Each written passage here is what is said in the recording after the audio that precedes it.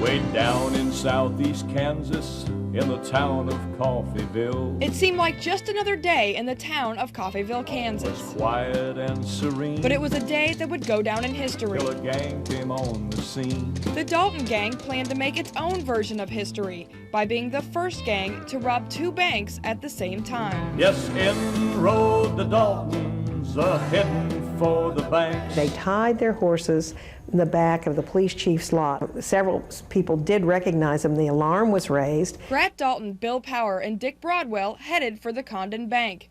Bob and Emmett Dalton went to the First National. They were near to Fortune's door, they knew. But the townsfolk had their own version of how this tune was going to play out. They were not going to let the gang walk away with their fortune. People ran to the two hardware stores that were on the plaza to get guns. The thing that really probably made this a very bloody occasion is that in the Condon, Grat pointed to a place that had a time lock on it, a kind of a box, and he said, open that.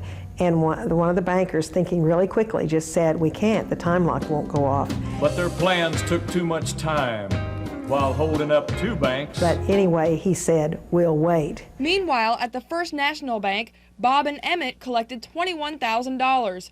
All seemed to be going by plan. The first shot apparently was fired, so Bob and Emmett went out the back door into the alley of the First National Bank. Back at the Condon Bank, the outlaws were getting nervous as the gunfighting outside grew more intense. They decided to make a run for it. And as soon as they came out of the Condon, they were under fire. And the gunfight on that day showed the error of their way. Emmett and Bob were coming down from another side alley that came in, so they all kind of came out there together in what, of course, we now call Death Alley. The firing became very heavy. Dick Broadwell managed to get to the horses.